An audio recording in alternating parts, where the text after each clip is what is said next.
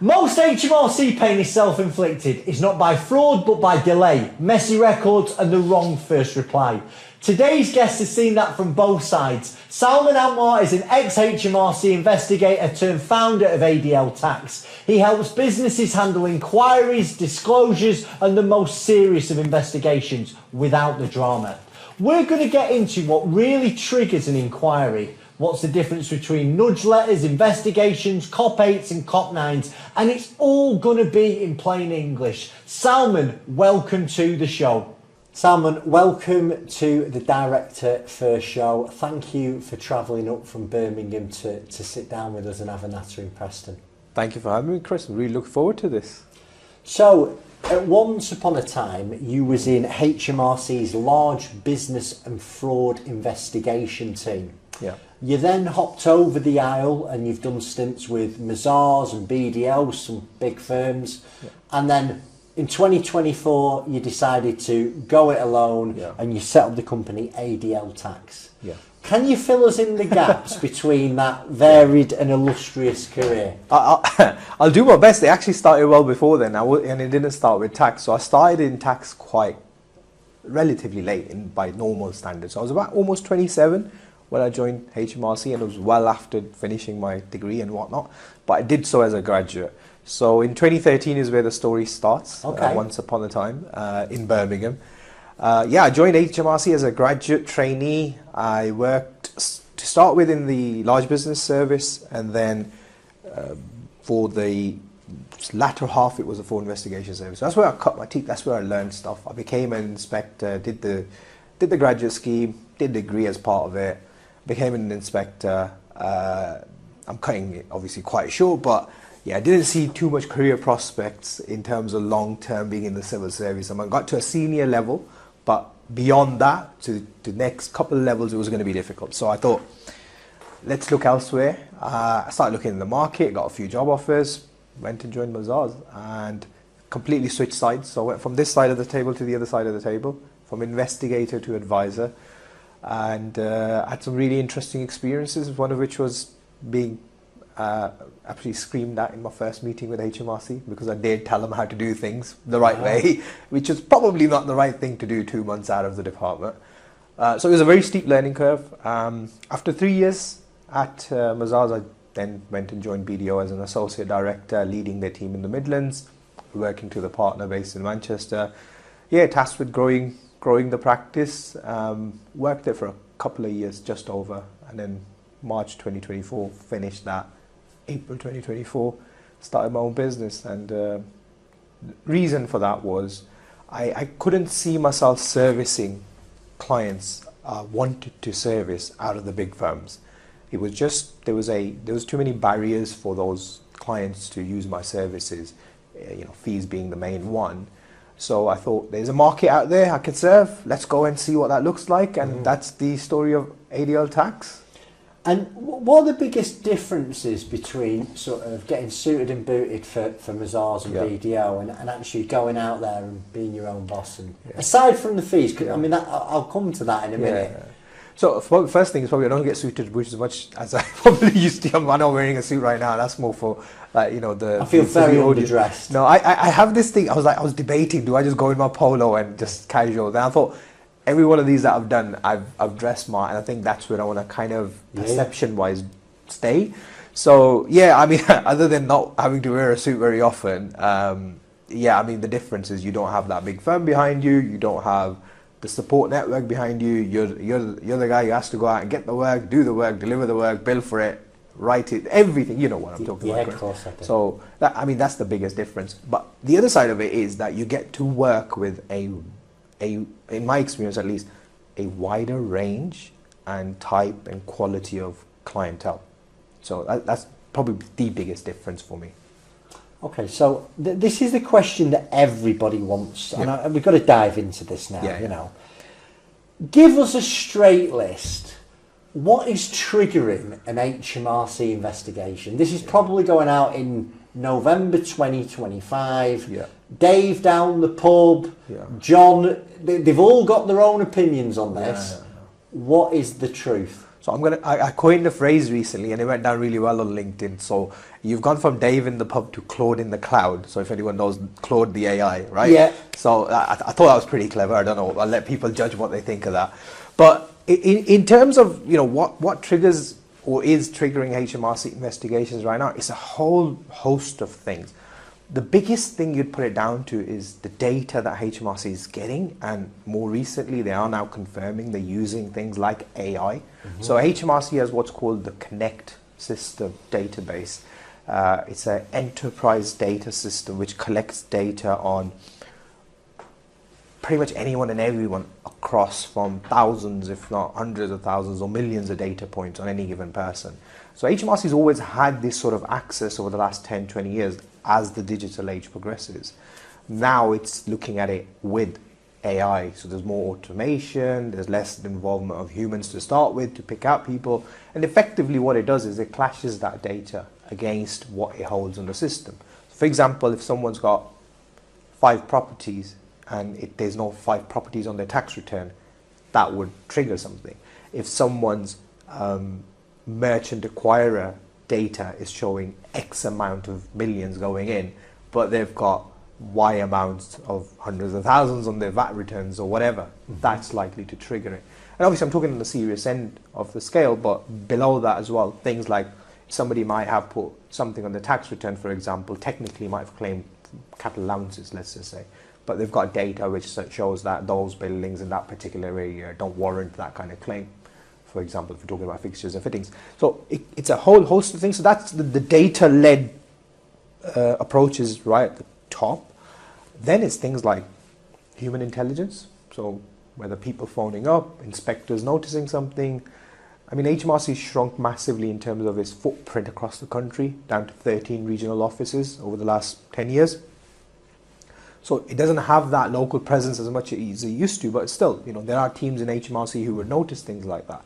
So, people phoning up HMRC, inspectors noticing things, officers noticing things, and then you get onto other types of, again, it's sort of in that data sort of field, but you got things like international exchange of data, common reporting standards, for example, FATCA with the USA, and so on. So there's loads of these agreements that exist. CRS is across 100 plus jurisdiction.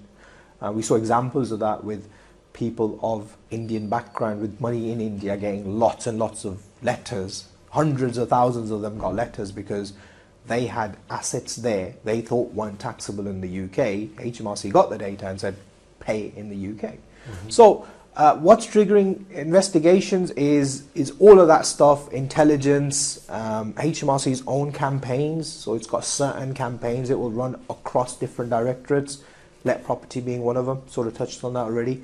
Property falls within that. You've got supply chain fraud. So yeah, it's a whole host of things. It certainly feels like the net is closing in, and HMRC are... They're certainly ramping up at the moment. I think they've increased their headcount by about 2,400. They were published figures, and they are. Yeah. I mean, we're seeing more and more people on the door, like knocking on the door. The enforcement agents, the winding up petitions of there would have been a period of time. Let's go back 12 months, 24 months. HMRC would never issue a petition really for, I think, less than 100 grand. I've had him across my door at 30, 35 Is this over the last 12 months or so? I'd say the last 6 months. Yeah. I've seen one someone get wound up for 35 grand and someone get wound up for 38 grand. That, if I hadn't have seen it, I wouldn't have believed it. Yeah. So I can concur with that sort of timeline of when things have taken off from a HMRC perspective. So I think over the last, between 12 months and less, things have just sort of started to ratchet up a lot, significantly. It's anecdotal evidence. It's based on the queries I get, the kind of clients I have, people who approach me, accountants who are phoning me, but the activity has generally seemed to have taken an upturn. When it comes to sort of like accounts, late filing, how important do you think that is? I think these are all very important aspects of managing your tax affairs to keep yourself off HMRC's radar and keep yourself in their good books. I think repeated failures of a compliance nature, if you can call it that, in terms of filing, doing things on time or ahead of time, I think it is important, because if you are a repeat offender, it's more likely to get you identified as someone whose affairs need looking into. You mentioned Claude in the cloud. Love that. Yeah. I may steal that, you know. I may steal that. I've got a job on at the moment, and the guy sent me a list, and I use AI. I check things out on AI. But the problem is, a lot of it around insolvency is wrong. Yeah. So this guy has come to me, and it's really time sensitive. He's got to make an appointment. And essentially it's around, don't want to go into too much detail because it's like, but AI is telling him that he can issue this piece of paper to get protection. Yeah. And I'm like, you can't. And it got me questioning that much. I spoke to 3 different solicitors with 3 different papers. I said, am I going mad? Am I missing something? They went, Chris, you're right. You were right on day one. Yeah.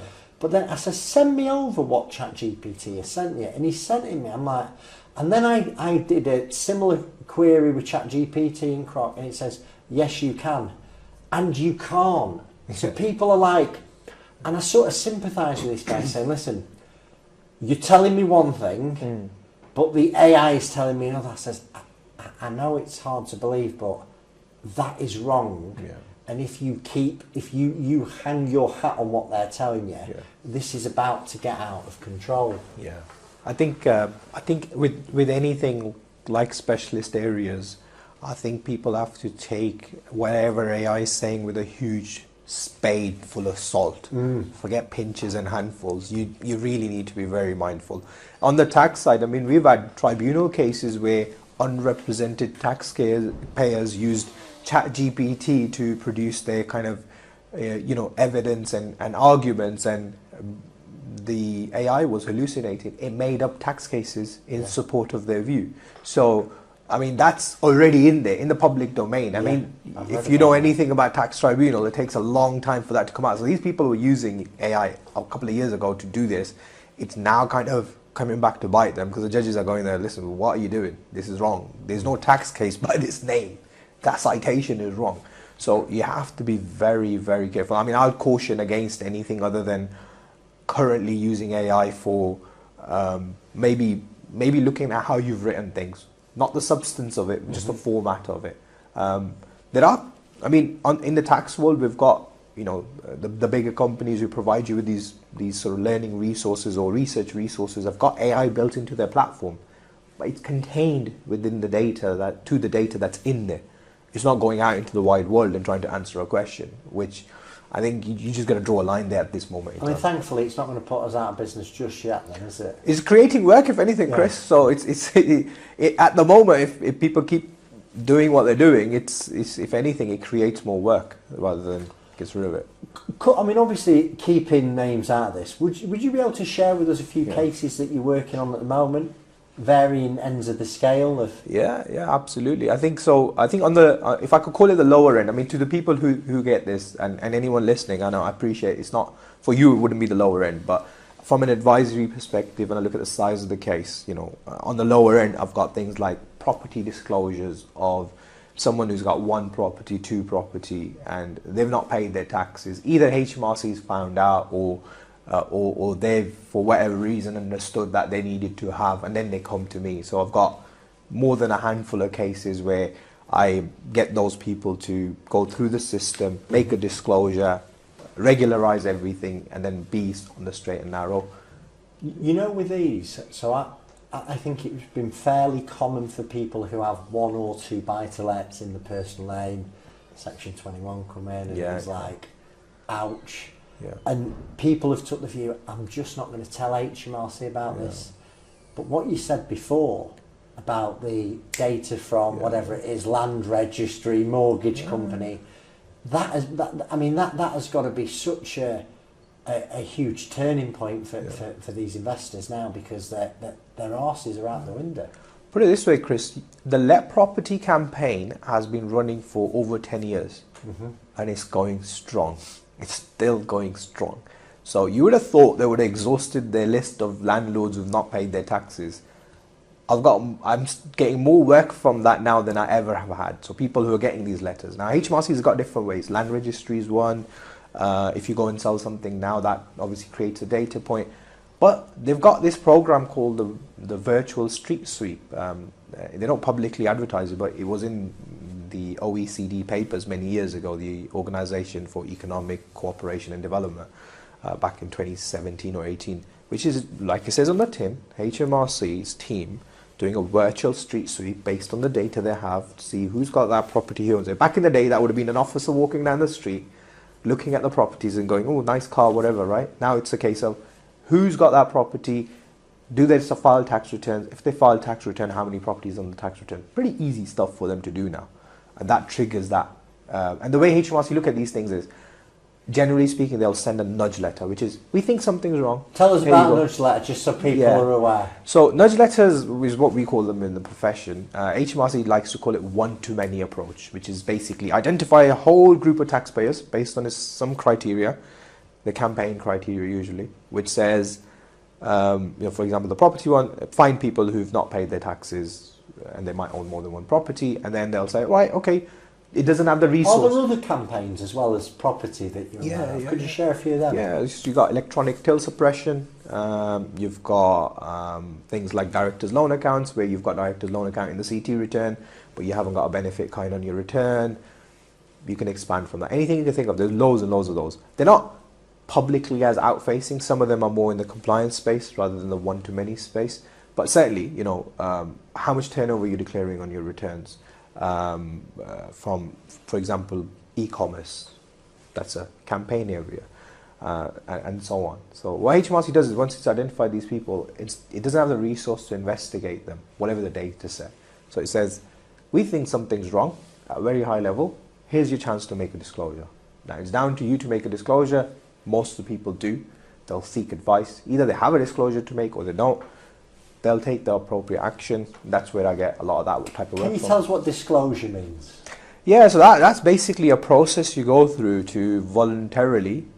You may have been prompted to do this by that letter, or it could be completely voluntary.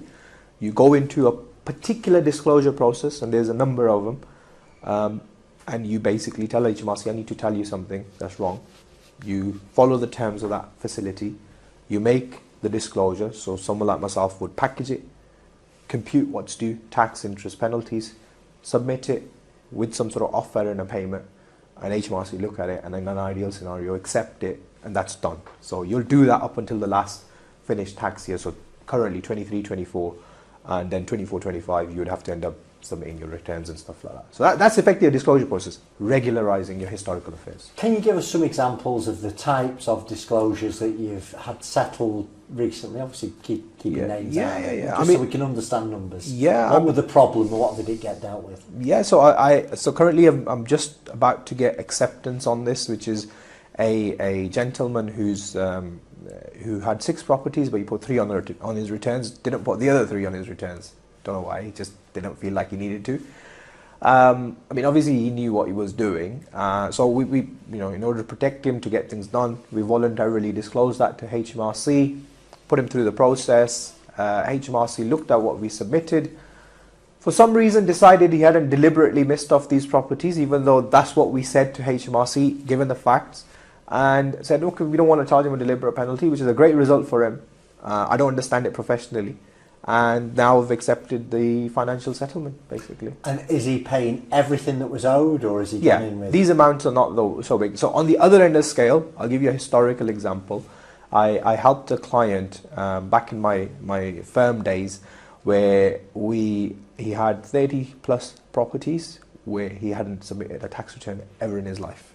Okay. Yeah. So he basically, his one of his relatives got a letter which said, we want to check this thing. That property had belonged to him, so it was a very close relative. It was one of the properties he'd put in their name. He got jittery, came to us, said, I gotta fix it. So we had to go into a very serious process called the Code of Practice 9 and the Contractual Disclosure Facility, which gives you immunity from prosecution. I'm sure you're going to ask me about that later. I thought you might be looking at my questions. Yeah, I'm through going. response then. Just dealing with the. So we had to make a very serious disclosure because he was at a risk of prosecution there, because that volume of non-declaration could result in a criminal investigation. So we had to make that disclosure. At one point, HMRC had looked at everything we were preparing and said, we think you owe about 3 million. And we had to go, no, it's not 3 million, with tax, interest and penalties. And this case ran for 3-4 years. We eventually got a figure of about £464,000 agreed with HMRC for tax, interest and penalties. Pretty good result for him overall. He had a very... And what could it have been? About 3 million. Wow. Yeah. How on earth did you get that deal done? It wasn't, so this is the thing, HMRC doesn't do deals. So what you have to do is you have to approach it with good grounds for why your figures are right and theirs aren't. So you have to demonstrate to them that I've got X amount of information, I've got these different sources. Dear HMRC, this is what the guy owes, right? So we had to do a whole business economics exercise around when the properties may have been let, when they may not have been let, how much work he had to do on the properties before he could let them. All of this thing tied into, so that would have been vacant then, that property would have been vacant then, the average rents were this much, the interest rate from the Bank of England, all of that was put into a business economics exercise which threw out a certain amount of profit and gains and everything else. We agreed that with HMRC as being the most reasonable outcome. And then you asked me the question about paying in one go for the other client. For this client, we had to agree quite a creative payment arrangement, because £500,000 is still a lot of money that needs to be paid in one go. And if you know anything about property investors, then they're cash poor, right? They're asset rich, cash poor. So and you can't go lock, stock and barrel to a broker and say, I want to refinance a £3 million property portfolio. Mm-hmm. You're probably going to get very bad terms and you might have to sell stuff. So we had to explain all that to HMRC. This was in and around COVID, so we had more leeway. Nowadays, these are tougher negotiations, but we managed to get him like a 3-4 year plan where there was regular payments and then balloon payments. Like I said, it was very creative. Mm-hmm. These days, that's difficult. And that's how we got to the settlement in the end. And he got to keep all of his properties. He got to, get back on the system, get back on the straight and narrow, file his returns now, and on his way. Can we have another example aside from property of things that you've had that's come across your desk? Yeah, so currently I'm dealing with a case where it's an e-commerce business. So they have historically sold products on various different e-commerce platforms. People probably guess which ones. And the problem with that was they needed to have declared VAT on the gross sale value. So if you sell online, for example, on Amazon, if you sell something for £20, Amazon might keep £5, give you 15. Your VAT is 20% of the £20. Mm-hmm. A lot of people made this mistake. We talked about it earlier off camera, where people were declaring VAT on the 15%, because Amazon wasn't charging VAT. It wasn't in the UK per se, so because of the whole digital taxation and all of that. So Amazon isn't charging VAT on its fees, but you have to account for that £5 as part of your turnover. And this particular company wasn't doing that because they were looking at the figures that were coming into the accounts and the net amounts, rightly or wrongly, leave that. There was no intentional misdeclaration here. It was just purely a case of they misunderstood, the accountants misunderstood what should have been done. Lo and behold, because of the volumes, over a 4-year period, they owe about £1 million in VAT. So we're trying to deal with that. When the client came to us, he didn't fully understand what his exposure was and why he needed to pay this much. So we undertook a technical review. The case is already very, very far progressed, and our conclusion in the end was that HMRC is pretty much right, most likely, in what they want from you. So we need to, angle this into, right, how do you pay it, sort of thing. So that's the kind of stage we're at, and that's what we're progressing now. So obviously these are hopefully all going to end up in better outcomes than if they DIY it themselves. Yeah. So are there any situations where you'd say to somebody, well, actually you don't really need me on something like this, or if you ever get a nudge letter, I mean, I think I know what the answer is. You know, is there any situations where somebody doesn't need a specialist? Honestly, Chris, I'd probably say that like half the time when I speak to people, based on the type of case they've got, the value of case they've got, based on this type of issue they've got, or sometimes because they're bang to rights in terms of what the outcome's going to be. So I'm very upfront with that initial conversation. If I don't think it goes anywhere, which is, you know, that's the reason I don't charge for any of that. I'll have that conversation, because if I don't think I can help, I won't go further than that. I'll just tell them. And equally, if I think that there's a simple outcome and a simple solution to it, without giving us formal advice, I'll say to them, look, just do that. I mean, I literally had a conversation before I got in here with someone and related to a loan charge query, where I said to them, look, for now, based on the circumstances you've described to me, nothing we need to do. I could sit here and charge you for looking at the technicals of it and giving you an opinion on how it should be taxed, given the complex circumstances, but we have a loan charge review that's happening right now by the government. There's no point looking at the technicals until that's concluded. So hold fire, wait for that, see what the outcome is, see how it impacts your case, then we can pick it back up if we need to. And I gave him a few pointers on what to do in the meantime. So yeah, I mean, there are plenty of circumstances where people need me, and there are plenty of circumstances where I'm not the right person at that moment in time. But for the way I were going to answer it, and I think you've agreed with me, is if you get the letter, pick the phone up, and you will tell them whether they... It's like, for me, I say the minute you stop being able to pay your bills on time, you're robbing Peter to pay Paul. Pick the phone up, and most of the time you won't need our service. We will just give you a bit of a steer on what you should do. Yeah, 100%, Chris. I think the key thing is talk to a professional in the field where you've got the, for example, in your one, obviously, if they're in financial difficulties and they're sort of worried about insolvency and things like that, they would approach someone like yourself. To start with, they might talk to their accountant or a lawyer or someone like that, who would then say, look, you need to talk to someone like Chris. I think for me, if you've got a letter from HMRC and you've got sleepless nights because you've not paid your taxes, talk to someone like myself. Talk to your accountant to start with, right? It doesn't have to be me directly, but talk to someone. Don't bury your head in the sand. I think that's what you're trying to get at, right? Yeah. Don't bury your head in the sand. Talk to a professional, get advice, you'll be better for it. And most of the good ones will give someone a free half an hour just to see whether they can... Absolutely. Let me move on. Cop 9, Cop 8. Plain English, what's the difference? Code of Practice 9 is the most serious civil investigation you can have from HMRC. Above that, you've got criminal investigation, basically. Code of Practice 9 is... it goes hand in hand with the Contractual Disclosure Facility, which is CDF. And what that is reserved for is cases where HMRC suspects tax fraud but doesn't want to investigate them criminally. And HMRC's modus operandi is to make sure the Treasury and the Exchequer have the money that they're rightly due. So in this country, thankfully, HMRC is not out there to prosecute everybody.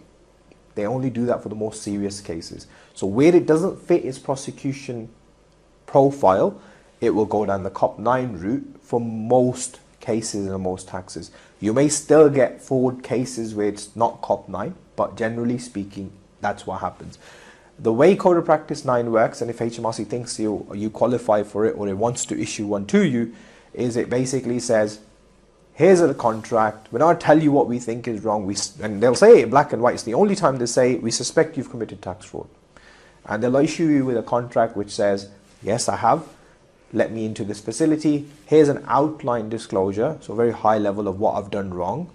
That goes in, you only have 60 days to do that. So you can imagine someone who gets that, first 2 weeks are just in a blind panic and not talking to anyone.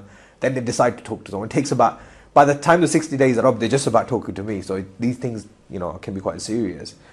And at that point, HMRC either accepts what you've put on that offer or the disclosure, outline disclosure, or not. If it doesn't accept it, it'll investigate you. If it accepts it, it puts you into the Cop 9 process, which is very, very, it is very much a process. It's driven. Certain milestones, certain things need to happen at certain times. Code of Practice 8 on the other side, and both of these are reserved for the Fraud Investigation Service to use in HMRC, which is like the SAS of HMRC. I won't take credit for that, so other people have described it like that. So your top-notch investigators supposedly are in Fraud Investigation Service. I used to work in that. I won't give them too much of a kicking right now because of that reason, but I've seen varied stuff. But COP 8 is for those complex cases where Fraud Investigation Service doesn't suspect tax fraud, but wants to investigate further. Back in the day, it was for avoidance cases and things like that. Now it's just where HMRC doesn't suspect tax fraud, but it's the Fraud Investigation Service that wants to look at them.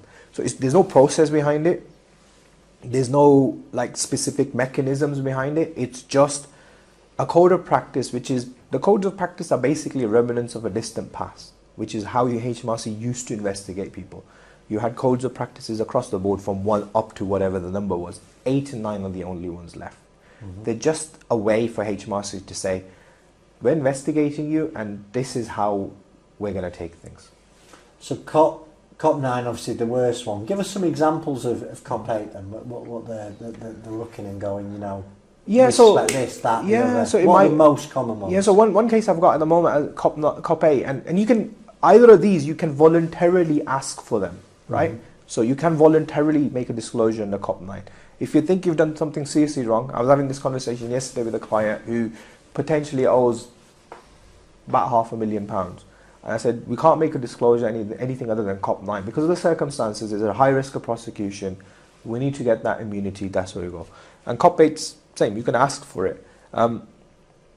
So an example right now is we've got an IHT issue. So the original IHT return that went in, believe it or not, about 17 years ago was completely wrong.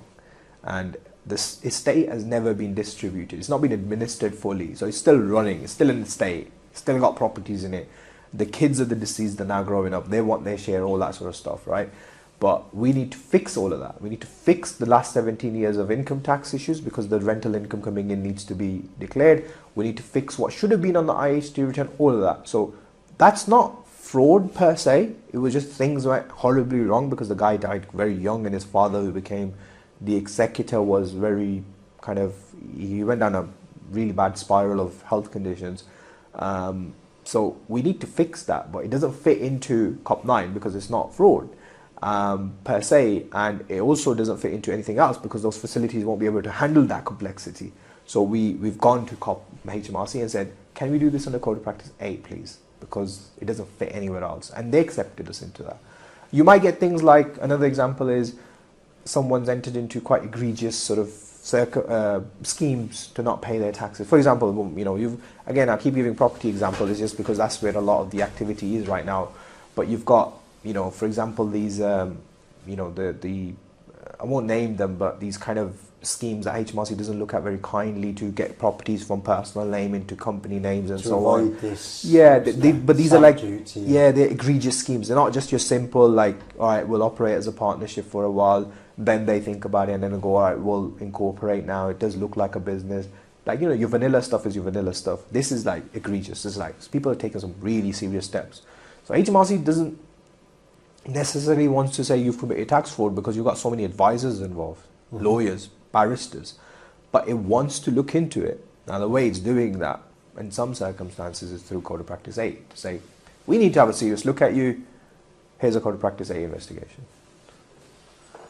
So, Code of Practice 8 would be the preferable. You'll sometimes voluntarily go and say, listen, can we use this tool? Okay. Sometimes. Most of the time we would aim for, if the numbers are big enough and if we know black and white that this person knew what they were doing and it could be found out that way, then we would aim for Code of Practice 9.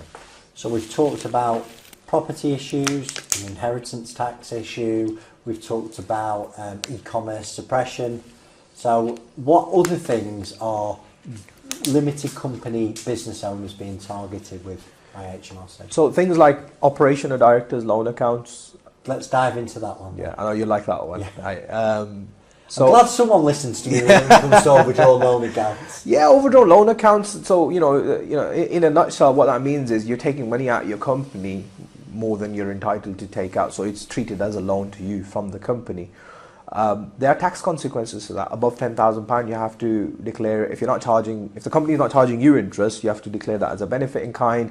your company might have to pay Section 455 and so on. So where HMRC is seeing a mismatch between that, then it's going after that.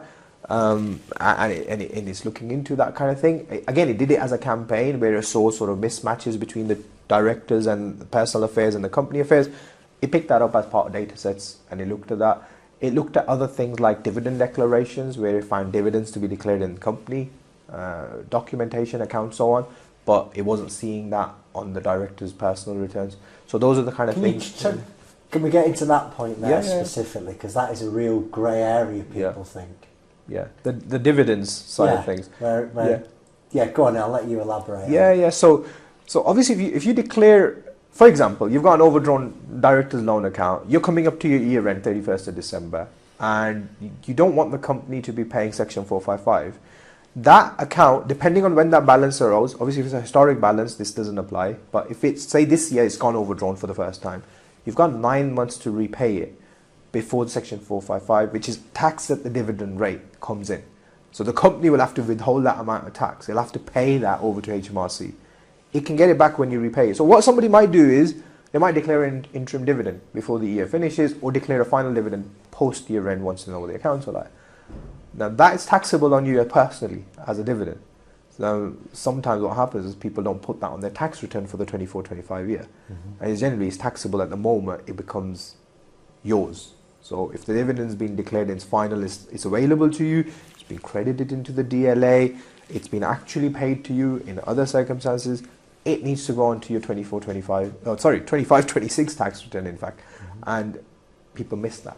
So where it sees that declaration, but it doesn't see the corresponding income tax entry, then it'll ask you. And all the AI in the background now is going to be able to pick this that up up in a heartbeat and go, Mr. HMRC, look at.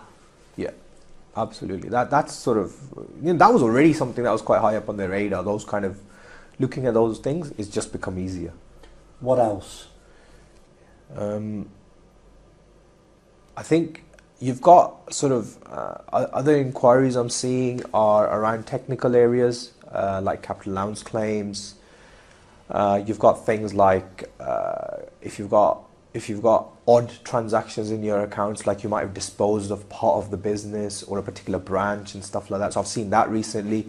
Valuation issues. So I had one where somebody sold a part of one branch of their business. They have lots of different physical branches. They sold that particular one because it was going downhill to someone else who was actually connected to them. So HMRC would normally say that should be at market value. Whatever your value is between you, doesn't matter, it should be at arm's length. Now, in this case, it was in such a bad state, they put £1 on it. Understandably so. We had more liabilities. It was worthless. The £1 is just to get the contract over, right? Your peppercorn or whatever in property law. So HMRC picked it up and oddly enough started to ask for a land valuation. Like, right, it's not sold land. It's just there's a lease on that property. It's gone with the business. It's gone to this other company. So after the accountant had butted heads with HMRC for a while and not managed to get them to understand, I got involved. Again, this is one of those things. Like originally, I would just say to them, look, it's a valuation issue. You don't really need me. Somebody just needs to explain to them they got the wrong valuation. But it had gone so far that HMRC wasn't understanding what the issue was. So they got me involved. I picked up the phone. Within a couple of phone calls, a couple of letters, we got them on the right footing, got the right valuation. They agreed in the end it was worthless. So everything was closed for zero. But it just took me talking to HMRC in their language to say, you're barking up the wrong tree. I get it. We have it here. Like I'll do videos on how to arrange time to pay arrangement. But let's say that the director has failed multiple time to pay arrangements. They really need perhaps somebody like us to be engaged and go to HMRC with a different tone, with a bit more experience to get noticed. One of the things I wanted to ask you was you've published somewhere a 5-step process for disclosures. Yeah. Could you talk us through those? Yeah. So when I was leaving employment and set up on my own, obviously you're on your own. You're like I said earlier, you're doing everything. So for me, for that reason, as well as to serve the clients in the best way possible, I thought about how do I productize this service as best I can? How do I turn it into a framework? And I looked at all of the work I'd ever done, and what I came up with is, in order to get you the best outcome, what I need to do is look at what the financial outcome would be from this disclosure. That's my starting point. So that's stage one. If you owe HMRC X and you don't know what the value of X is, you can't do anything else. The rest is kind of hearsay at that point. It's just conjecture. So you need to understand what that is. That's stage one. So when I go in, if a client engages me to help them fix a historic problem, first thing I'll say, let me see what your financial exposure is. Because if I don't know that, my advice is going to be wrong, most likely. We do that. Once we have that, we then look at disclosure routes, tactics. We look at what is the best way to mitigate this for you, right? How do we make this disclosure? How do we go forward? Do we need to disclose everything, some of it, none of it? That's the question. Can we dig into that sort of tactics and what we disclose? Can you give us some hypotheticals? Yeah, so for example, if someone's got, say, 10 years worth of liabilities, but you have to explore what's HMRC's time limits for assessment. Now, there's a number of questions like, did they submit tax returns and got them wrong? Or did they forget to submit tax returns full stop? That's the key question. Most accountants and advisors overlook that. They'll jump into 6 years, 20 years, this year's. It's like, have you submitted tax returns? Have you not submitted tax returns? Because I know the time limit changes based on that. Okay. Right, so if you don't submit a tax return, if you fail to notify your chargeability to tax, starting point is HMRC can go back 20 years if there's a liability. Okay. Right? Unless you have a reasonable excuse for that failure. So then you can restrict it to at least the last 4 years. So what is a reasonable excuse? I mean, that sounds insane. I've not done a tax return for 10 years. What it could be health. It could be your belief, genuinely held belief you're making losses, especially if you were making losses for some of it. Because you have to remember, Chris, with tax, a lot of the eventual outcome for tax is counterfactual. What I mean by that is, you might have a accounting profit, you might have an economic profit, economic loss, but the tax position might be wildly different to that. So currently, you mentioned, I don't know if it was in the recording before, sorry, blurring the lines, but you mentioned about Section 21 and the mortgage, around landlords. So if you look at that, if you're earning, say, £1,000 in rent, your mortgage is £1,000. That's an economic break even. If you got other costs, you're in a loss. But up until before 17, 18, you could claim the interest at least on that 1,000, right? If you have an interest-only mortgage, that's all of it is allowable. So I'm going to use an extreme example, right? If you're paying £1,000 of interest, that was allowable. Now it's not. Now all of a sudden you're making £1,000 per month taxable profit. It's insane, isn't right? it? You charge your tax on that, then you get a credit of 20% on the interest cost. So you've gone from zero tax liability to 12,000 charge that if you're a higher rate taxpayer, 40%. And then you get 20% credit on the 12k interest, which is 1,200. Nope, 2,400. So you've just paid tax on 40% on that. So you've got £2,500 liability all of a sudden, if my maths is right. And that's why people are trying to get rid of the property portfolio. Exactly. So, like I said, it's counterfactual. Now, so if that's your belief and you can demonstrate it, which is why the financial analysis is very important, because it doesn't start with the tax position, it starts with just what's happened. That's what we do. Day to day, we look at everything, we'll go, what's your profit and loss as normal, and then what is it for tax purposes? And if I can then use that to argue, well, you didn't think you had a liability, and that's a reasonable belief to have held, and you did whatever else you needed to do to hold that reasonable belief and to substantiate it and so on, you can potentially argue reasonable excuse. The thing with, just touch on it briefly because this is probably a whole day's worth of seminar and so on, is most things in our tax law across the board in England and Wales and Scotland, in Britain full stop, is common law. It's words from the English language used in legislation, and they take their ordinary meaning. And so we have reams and reams and reams of tax cases you can read on what is a reasonable excuse. Because like you said earlier, what does it even mean? So there's statutory authorities, there's case law authorities, jurisprudence which says this is what a reasonable excuse is. So you have to put your case forward according to that. And that's why you really need a specialist person to guide you through it. When you get into all of that, so I mean, on the train on the way here, I was literally reading tax cases, believe it or not, on reasonable excuse, because we've got a case at the moment where HMRC is not accepting the client has one, and that's what we've done. I mean, they dealt with the case themselves. They came to me quite late in the day. We're trying to fix it, and one of the things I'm trying to forcefully argue right now is they may have got things wrong, but they have a reasonable excuse based on the circumstances. So yeah, those are the kind of things we would evaluate at stage 2 to see, do you need to pay tax for the last 10 years? Do you need to only pay for the last 4 years?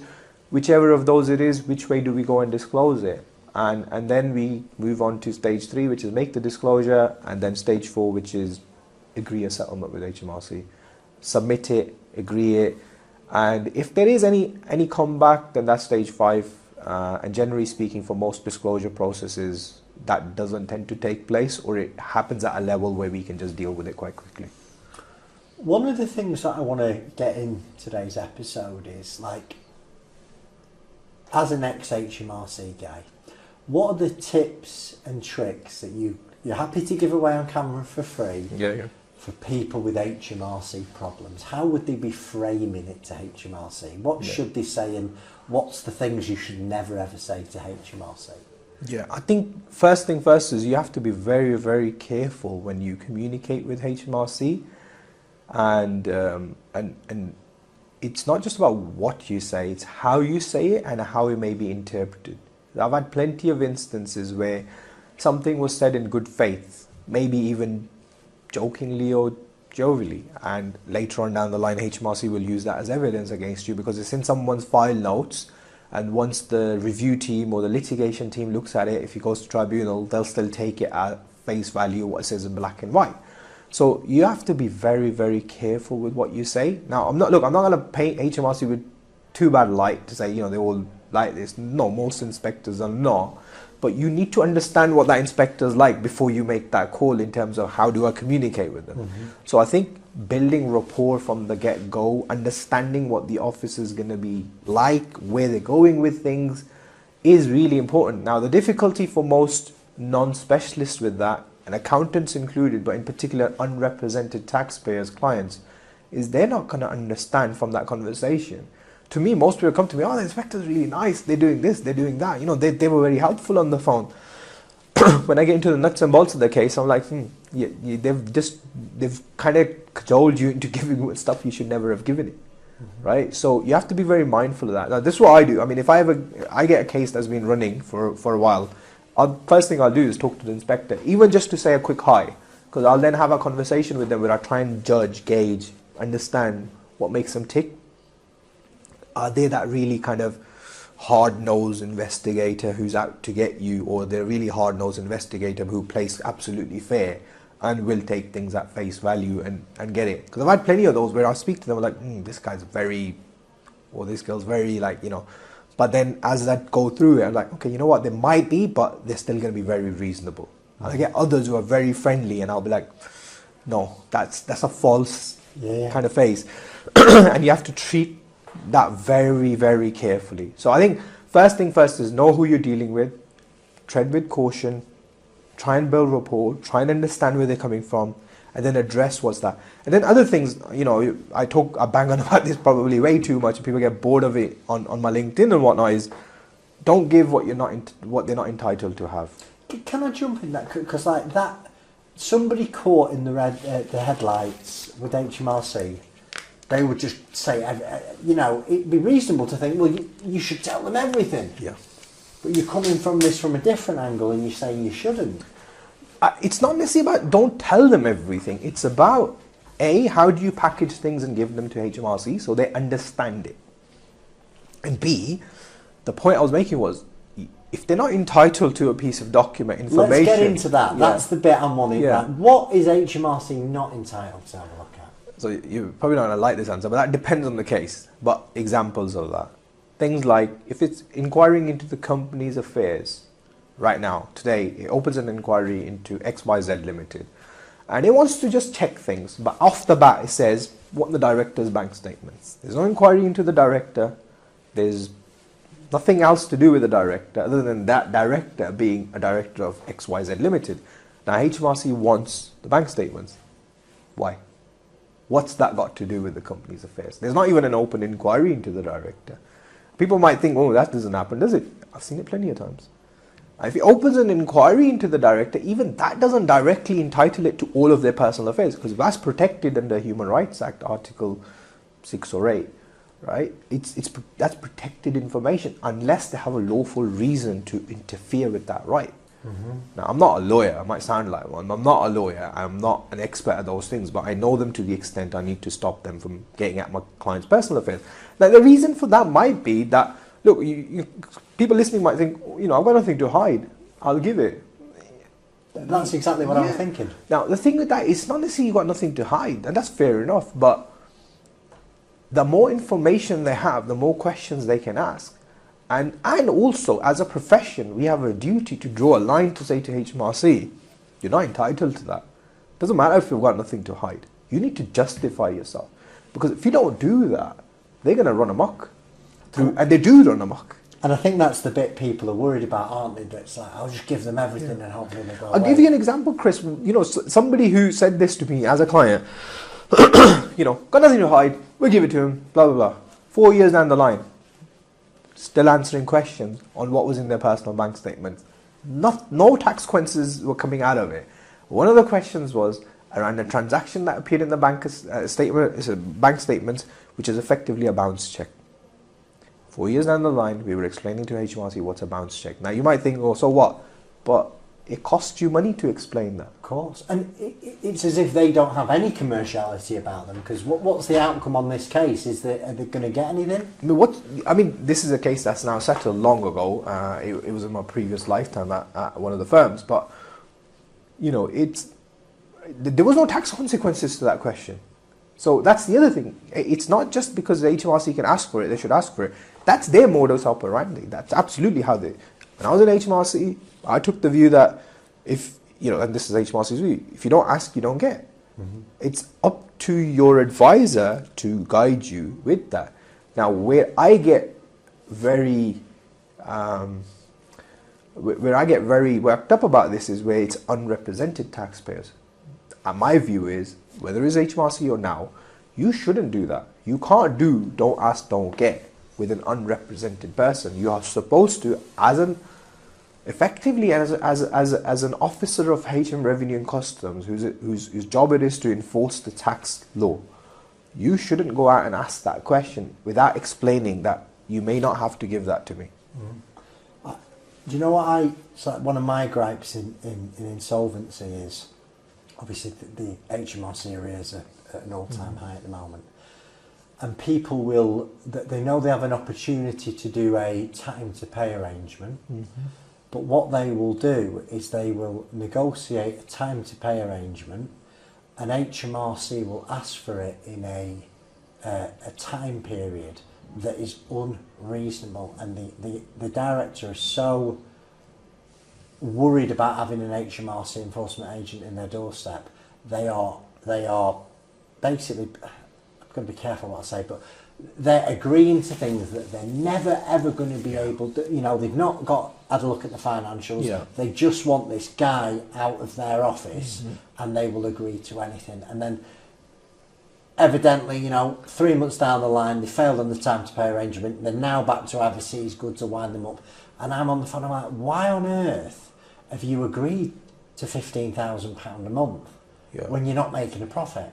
And you just think, flipping heck. Yeah, I think that comes from that kind of get this off my desk approach, doesn't it, Chris? I mean, that person on the phone or whoever's dealing with it just wants to tick the box to say this is gone, this is not, I've done that task. And they're not educating the director to say, listen, you could have 3, if you give me a good enough reason, I might give you 3 years here. Yeah, I think I get that difficulty across the board with HMRC these days. I think the reason they're not educating, in my view, is because they don't know that themselves. They're just tasked with, that's a task that's in front of you.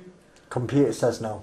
Deal with it, move on. I mean, I don't do time to pay arrangements. If people come to me, I normally say, listen, I don't, because debt management, I know you guys are experts at it, but I don't like dealing with that.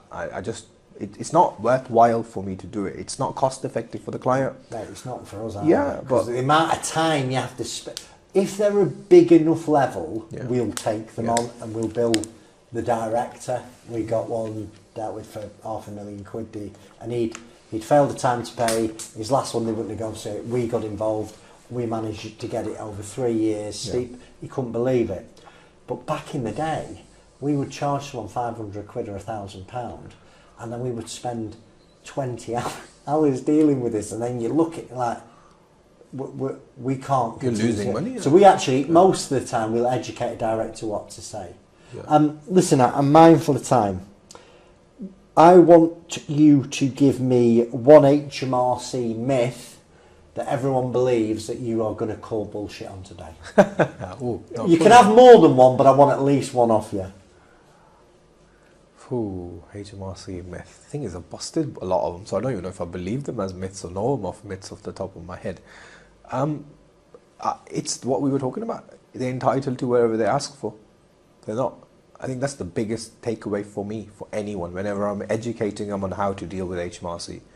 They're not entitled to everything they ask for. Sometimes they're not entitled to anything they ask for. So that would be one. The other one would be, I'll add a second one, is that if you've not paid your taxes, you're going to prison.